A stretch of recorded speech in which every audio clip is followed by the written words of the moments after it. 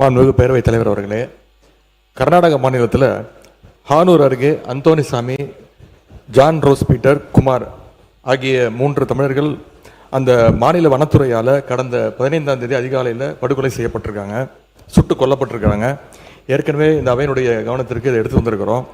இன்றைக்கு சுட்டு கொல்லப்பட்ட அந்த 3 தமிழர்களுடைய போஸ்ட்மார்ட்டம் ரிப்போர்ட் இன்னைக்கு வெளிவந்திருக்கு.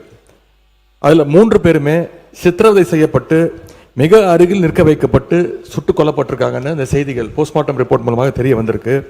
3 பேருக்குமே உடல் முழுக்க படுகாயங்கள் இருந்திருக்கு, விலா எறும்பு முறிக்கப்பட்டு இருக்கு அப்படின்னு போஸ்ட்மார்ட்டம் ரிப்போர்ட் தெளிவாக சொல்லுது. எனவே இது முழுக்க முழுக்க ஒரு படுகொலை. இந்த படுகொலைக்கு எதிராக இந்த ஆட்சியை என்ன நடவடிக்கை எடுத்திருக்கு என்பதை தெரிய விரும்புகின்றேன். குறைந்தபட்சம் அந்த மாநில அரசுகிட்ட விளக்கம் கேட்டு கடிதம் எழுதியிருக்கிறதா? கடந்த வாரம் கர்நாடக முதலமைச்சர் அந்த தென்மண்டல மாநாட்டிற்காக இங்கே வந்தார். அப்போ நேரிலையாவது தமிழ்நாடு அரசு தன்னுடைய கண்டனத்தை தெரிவிச்சிருக்கிறதா?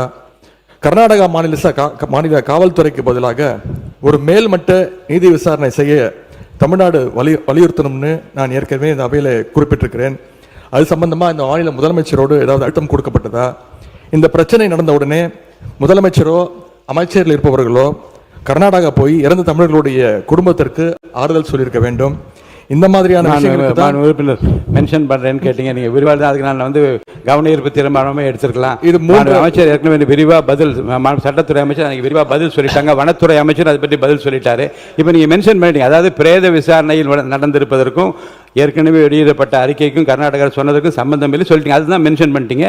அது குறித்து அமைச்சர்கள் பதில் உரையை தயார் செய்த பிறகு விரிவாக எடுத்து பேசலாம். அது ஒன்று வாய்ப்பு தரேன், விரிவாக அதை பற்றி பேசலாம்.